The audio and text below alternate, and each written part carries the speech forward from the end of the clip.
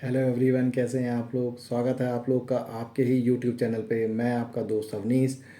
आज मैं बात करूंगा निफ्टी के बारे में, जो कि मतलब एफआईआईज ने कितना परचेज़ किया, क्या डीआईआईज ने सेल किया, परचेज़ किया, और निफ्टी का लेवल क्या है एक्चुअली में। तो निफ्टी अभी समहाउ 25,000 के आसपास ही टहल रहा है, प्लस माइनस 100 पॉइंट होता है उसमें। और आज देखने वाली बात जो मुझे अभी थोड़ा सा ट्रेंड में देख रहा था कि एफआईआई का, जो हमें सभी को पता है कि एफआईआईज जो है इंडिया से थोड़ी सेलिंग कर रहे हैं अभी एग्रेसिव में। और बट अभी लास्ट 2 वीक का मैं देख रहा था सेलिंग का जो उनका पैटर्न है वो कैसा पैटर्न है। तो पैटर्न उसमें ये समझ में आ रहा है कि उनकी सेलिंग जो है डिक्रीजिंग मोड में आ गई है। कल उन्होंने 3000 2000 के आसपास, 2500 के आसपास किया था। आज उन्होंने 2000 और आई थिंक 1700 के आसपास की सेलिंग की है। तो उसका जो चार्ट है वो डे बाय डे, या उसका जो बार चार्ट है वो डे बाय डे आपका डिक्रीजिंग ऑर्डर में जा रहा है। मतलब कहीं ना कहीं ये सेंस आ रहा है कि उनको अभी जितना पैसा निकालना था वो कहीं ना कहीं वो निकाल चुके हैं, बड़ा पैसा। बाकी हो सकता है उनका अभी मूड चेंज ना हुआ हो तो सेलिंग अभी कंटिन्यू रहे, बट और बीच में 1-2 दिन बड़े डिप भी दिखाई दें। बट इससे ये सेंस आ रहा है कि दे आर नॉट एक्चुअली, मतलब कंटिन्यू सेलिंग के मूड में तो है। वो तो एक इंडिकेटर होता है, क्योंकि जो एफआईआई जो अपना प्लान करते हैं वो कोई सिंगल एफआईआई नहीं है। कि ऐसा नहीं होता है कि एक ही एफआईआई कोई एक एंटिटी है या डीआईआई कोई एक एंटिटी है। ये एक कलेक्टिव एंटिटी होती है। तो कुछ एफआईआई उसमें सेल करते हैं, कुछ बाय करते हैं। जो हमारे पास जो डिटेल आती है at the end of the day, 7-8 बजे जो रिपोर्ट आती है सेबी की तरफ से, उसमें ये पता चलता है कि मेजॉरिटी एफआईआई ने बाइंग की है या फिर डीआईआई ने सेलिंग की है, या फिर उन दोनों ने क्या किया है। तो मेजॉरिटी आता है। म्यूचुअल फंड हाउस बहुत सारे हैं, उसी तरह से एफआईआई के जो हाउस हैं वो बहुत सारे होते हैं। तो उसमें ऐसा है कि ट्रेंड जो है कहीं ना कहीं मुझे रिवर्स होता समझ में आ रहा है कि 25,000 के आसपास का ये ट्रेंड होल्ड कर रहा है। कंसोलिडेशन चल रही है हमेशा, 100-200 पॉइंट ऊपर और फिर 100-200 पॉइंट नीचे, और कहीं ना कहीं क्लोजिंग हो जो प्लस माइनस 100 पॉइंट पे रहती है। तो ये कल भी था, परसों भी था, और आज भी है इस तरह का। अभी हम बात कर रहे हैं, आज आज 15 अक्टूबर है। और मे बी उनका थोड़ा स्लोनेस आए, और स्लोनेस आएगी तो कहीं ना कहीं ये निफ्टी कंसोलिडेट करेगा। और मूड अभी इस तरह से एकदम से पैनिक वाला नहीं है। लोग अभी भी जो रिटेलर हैं वो उनके अंदर कोई ऐसा फियर नहीं दिख रहा है कि मतलब वो पैसा अभी रोक दें या अपनी सिप से विड्रॉल करें या सिप को स्टॉप करें। तो रिटेलर बहुत स्ट्रांग हो गया है। और जैसा कि मैंने पहले भी कहा हुआ है कि पैसा जो है बहुत सारा इंडिया में आने के लिए पड़ा हुआ है। तो आप इसको देखिएगा, वॉच करिएगा। और मेन चीज़ क्या है कि अभी चीज़ें थोड़ी सी सस्टेन हो रही हैं, तो कहीं ना कहीं ये इंडिकेशन है कि 24,700, जो 700-800 के आसपास जो लो लगा था थोड़े दिन पहले ही सितंबर अगस्त में, वो शायद ब्रेक ना हो। या यदि वो ब्रेक होता है तो थोड़ी सी कंसर्न की बात है। मगर हमें अपना जो सिप हमने जो चालू की है वो सिप हमारी चलती रहे, तो बिल्कुल राइट टाइम है एकुमुलेशन का। क्योंकि हमने जो नॉर्मल जो रिटेलर होता है वो कई सारे इसमें ऐसे भी ऐड ऑन होते हैं, और जो जुड़ना चाहते हैं, जिन्होंने हो सकता है कि वो कोरोना के बाद 21-22 के बाद कोई डाउनफॉल बड़ा देखा ही ना हो, तो वो भी उनको भी प्रिपेयर रहना चाहिए। और मैं हमेशा ही अपने वीडियो में ये कहता हूँ कि हमेशा अपने जो पोर्टफोलियो का 20 से 25% फंड जो है, या तो आपको उसको डेट में रखना चाहिए या फिर आपको उसको एफडी में रखना चाहिए, हाईली लिक्विड अवेलेबिलिटी के साथ। जिससे क्या होगा कि आप कभी भी बड़ा गैप डाउन या फिर मतलब कभी भी एक लंबा आपको क्रैश मिलता है। क्रैश तो मैं नहीं कहूँगा कि होने का कोई चांसेस अभी दिख रहा है आगे 6 महीने तक, मगर यदि कोई सिचुएशन ऐसी क्रिएट होती, क्योंकि अभी तक इंडिया किसी भी वॉर में ना सपोर्टर रहा है ना उस पे अगेंस्ट पे रहा है। वो एक न्यूट्रल पार्ट, मतलब उसमें शो कर रहा है, ना वो किसी को साथ खड़ा हुआ है ना किसी से हट के खड़ा हुआ है। तो इस चक्कर में क्या हो रहा है कि इंडिया इंडिया जो है अभी उसमें, क्योंकि बड़े लोग अभी झगड़ रहे हैं आपस में, है ना, तो उसमें इंडिया का स्टैंड उतना बड़ा है भी नहीं।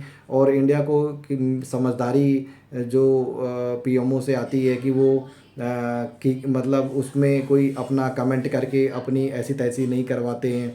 मेन चीज़ ये है कि मतलब कि मैं उसके साथ हूँ या इसके साथ हूँ, वो सिंपल इसी मोड में रहते हैं कि पीस बना रहना चाहिए। और वो एक मतलब बोथ टाइप ऑफ एग्रीमेंट के साथ चलते हैं, तो न्यूट्रल बिहेवियर प्लेस कर रहे हैं। तो इससे जो है अभी इंडिया पे कोई डायरेक्ट और इनडायरेक्ट एज सच इंडियन जो इंटरनल इकॉनमी है उसमें तो कोई भी चैलेंज नहीं नज़र आ रहा है। और छोटे मोटे जो करेक्शन है 1-2% के, 3% के, 4%, और इवन मैं तो कहता हूँ कि यदि 10 से 12-15% भी करेक्शन हो जाता है मैं उसको करेक्शन ही लूँगा। और मैं आप लोगों से भी कहता हूँ कि इन करेक्शन पे आप जो अपना एक लिक्विड अमाउंट है जो कि एफडी में है या सेविंग में है या फिर डेट फंड में डाला हुआ है, थोड़ा थोड़ा करके आप वो इन्वेस्टिंग में कर सकते हो, या और अपना सिप में लमसम में भी एंट्री कर सकते हो। यदि आपको कुछ पोर्टफोलियो में अपना डायरेक्ट इन्वेस्टिंग करनी है तो आप उसमें भी जा सकते हो। तो इस एक पैरामीटर को थोड़ा सा वॉच करके चलिएगा कि एफआईआई का मूड क्या है, क्योंकि हो चाहे जो भी हो इंडिया की इकॉनमी के अंदर पुराना जो जितना भी पैसा लगा हुआ है पिछले जब से स्टॉक एक्सचेंज शुरू हुई है, तो बेसिकली ये सारा पैसा जो है उसमें मोस्टली पैसा एफआईआईज का होता है। अभी ट्रेंड चेंज हो रहा है पिछले 4-5 सालों से कि डीआईआई का लोगों के अंदर अवेयरनेस इंक्रीज़ हो रही है। लोग म्यूचुअल फंड के थ्रू इजी इन्वेस्टमेंट कर पा रहे हैं और उन्होंने वो गेन भी देखा है जो कि उन्हें किसी और मोड पे नहीं मिला है। इवन चाहे उन्होंने रिटेल वो रियल इस्टेट में भी लगाया हो, तो उनको वो जो है जो गेन है वो एक्चुअली में उन्होंने अभी यही देखा है कि स्टॉक एक्सचेंज में लगाने से इजी मनी रहती है और गेन भी अच्छा मिल जाता है। तो आपसे यही रिक्वेस्ट है कि अपनी सिप को कभी भी बंद ना करें और सिप में उतना ही पोर्शन डालें जितनी आपकी नीड नहीं है, या तो फिर आप उसको बढ़ा भी सकते हो थोड़ा सा। एक मतलब नॉर्मल लाइफ स्टाइल अपना जीना जैसा भी चाहते हैं, उसके बाद जो भी सेविंग हो रही है वो सारा म्यूचुअल फंड के अंदर धीरे धीरे करके प्लेस करें।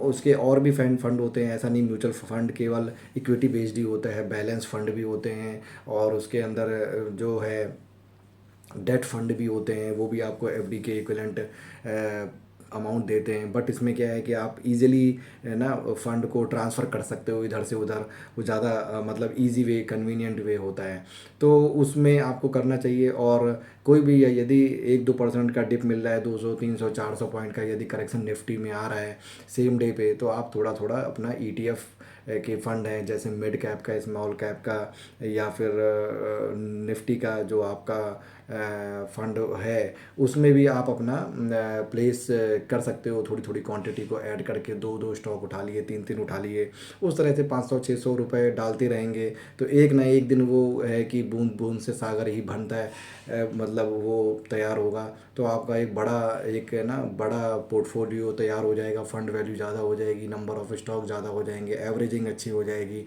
तो ये सब चीज़ें करने से ही वेल्थ तैयार होगी। और वेल्दी बनने के लिए एक बड़ा करेक्शन में बड़ा जिगर भी चाहिए, तो करेक्शन में बने रहना ही समझदारी होती है। और ये नहीं है कि अपनी जो डिसिप्लिन है उसको आपने जो बनाया हुआ है अभी तक का उसको एक छोटे से फियर से छोड़ के चले जाना या रिडेम्पशन कर लेना या बैठ जाना दूर। मार्केट बार बार मौके नहीं देती है, मार्केट मौके बहुत लिमिटेड टाइम तक देती है और लिमिटेड लोगों को ही देती है। तो जो बने रहते हैं, जो बने रह पाते हैं, क्योंकि पैसे ख़त्म हो जाते हैं लोगों के और लगाने के लिए नहीं होते हैं, तो जो गिरती हुई चीज़ों को मतलब मैं तो ये नहीं कहूँगा कि किसी पर्टिकुलर स्टॉक को गिर रहा है और तो उसको पकड़ लो आप, ठीक है, तो ऐसा नहीं कहूँगा, बट कहीं ना कहीं वो सिम्टम आपको दिखना चालू हो जाते हैं कि मार्केट में कब मतलब एक बॉटम तैयार हो रहा है, आपको न्यूज़ आना चालू हो जाएंगी, या F I I D I का फ्लो है, काफ़ी सारे इंडिकेशन है जो भी हल्का फुल्का इक्विटी एक्सचेंज से जुड़े हुए हैं और या मार्केट से जुड़े हुए हैं, न्यूज़ सुन रहे हैं, वो आप ये देखो जब फियर एकदम पीक पे रहेगा, बस मार्केट उसी समय रिवर्स करना चालू करती है, जब ये लगेगा आपको कि अब दुनिया ये सनसेट और सब कुछ जो है जीरो हो जाएगा, उसी समय मार्केट जो है रिवर्स करना चालू करेगी। और वो बिल्कुल राइट टाइम होता है, यदि उस समय को कोई पकड़ सके या जज कर सके तो वो आपको सबसे फास्ट वे में रिच बना सकता है या वेल्दी बना सकता है। तो बने रहिए, मार्केट के साथ जुड़े रहिए, मैं टाइम टू टाइम अपडेट कर रहा हूँ, मैं भी अब थोड़ा सा डिसिप्लिन हो गया हूँ कि कम से कम डेली का अपडेट दूँ, आप लोग के साथ कनेक्टेड हूँ।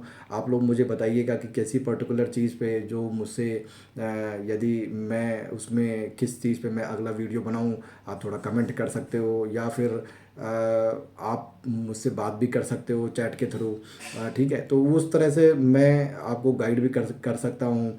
और मैं कोई सेबी रजिस्टर्ड नहीं हूँ, बट हर किसी को सेबी रजिस्टर्ड नहीं होना पड़ता है, और लोगों को नॉलेज हो जाती है क्योंकि मार खा के भी सीखते हैं कई लोग। तो तो उनमें से भी बहुत सारे लोग होते हैं, लोगों की गलतियों से सीखना, और जो लोगों ने गलतियाँ की हुई हैं वो गलतियाँ दूसरे ना करें, क्योंकि अक्सर हो जाता है।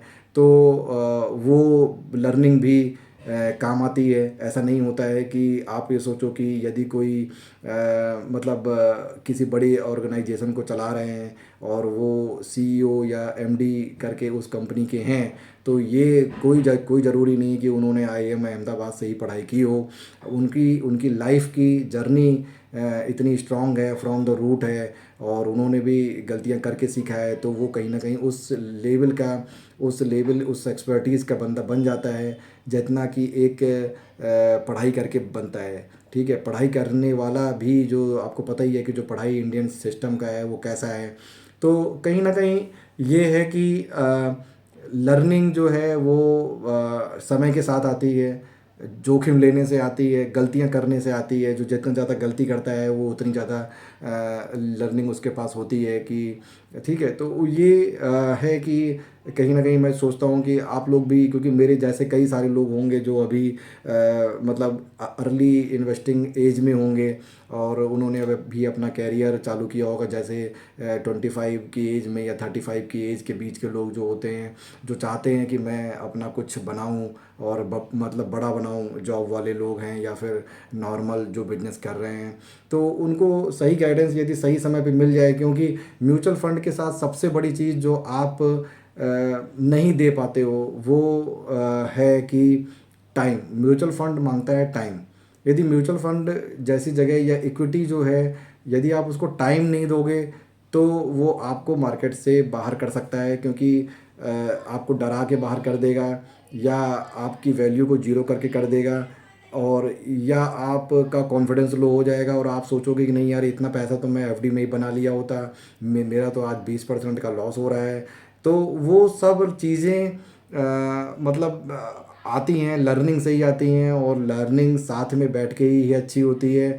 और यदि आप लोग का कुछ ऐसा एक्सपीरियंस रहा हो जैसा सिमिलर को मुझको था, कि कई बार मार्केट ने टाइम दिया कि आ जाओ पैसा लगा लो, तब नहीं लगाया मैंने, और धीरे धीरे करके, या फिर उस समय बहुत छोटा पैसा लगाया क्योंकि डर सभी के साथ होता है। तो वो चीज़ें आप, या आपके साथ भी ऐसा कुछ इंसिडेंट हुआ हो तो आप मुझे चैट पे बता सकते हो, या मतलब कमेंट बॉक्स में कमेंट कर सकते हो। तो बने रहें, हो सकता है कि आज के 10 साल बाद या 15 साल बाद भी मैं वीडियो बना रहा हूँ, और हम लोग शायद कहीं गेट टुगेदर करें और बताएं कि एक दूसरे के साथ कि हम लोग की क्या लर्निंग थी, और इससे जो है हमने राइट टाइम पे कनेक्ट होके हमने क्या सीखा, और हमने कितना बड़ा पोर्टफोलियो बना लिया। मेरा टारगेट तो देखो, एक हाइपोथेटिकल मैंने टारगेट दिया हुआ है कि हो सकता है कि आगे 15 सालों में मेरे पास भी करीबन 20 से 30 करोड़ रुपए का पोर्टफोलियो रहेगा, अदर देन अदर एसेट। तो ये मेरा भी टारगेट है। हो सकता है कई लोगों का भी टारगेट हो, सुनने में बड़ा इलॉजिकल सा लगे, क्योंकि आज अभी 1 करोड़ का भी नहीं हुआ है, तो क्या ये पॉसिबिलिटी है? मैं तो कहता हूँ कि यस, पॉसिबिलिटी है, यदि गलतियाँ ना की जाएं, राइट टाइम पे राइट अटेम्प्ट किए जाएं, और अपॉर्चुनिटी को देख के उसमें भक्त में एक दूसरे का साथ बना के डर से थोड़ा सा ऊपर निकल के टाइम पे इन्वेस्ट किया जाए। तो मैं आपके साथ वीडियो बनाता हूँ तो कहीं ना कहीं मेरे दिमाग में वो सब चीज़ें होती हैं, कि मैं सेम चीज़ मैं कर पाऊँ, क्योंकि यदि मैं कुछ बोल रहा हूँ तो कहीं ना कहीं पीछे ब्रेन में ये चल रहा है कि मैं भी वो चीज़ करूँ।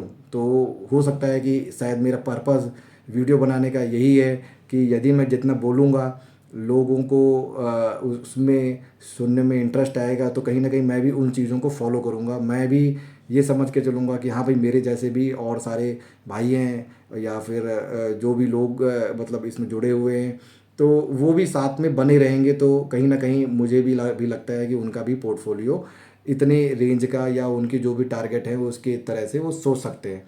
तो डरने का के फियर के समय यदि एक दूसरे का हाथ पकड़ लिया जाए तभी ज़्यादा अच्छा है। और बाकी ऊंचाई पे चलते समय तो लोग छूटते चले जाते हैं, और तो उसी तरह से बस बने रहिए और सपोर्ट करिए, लाइक करिए, और यदि कोई इम्प्रूवमेंट चाहिए तो फिर आप कमेंट पे भी कर सकते हो।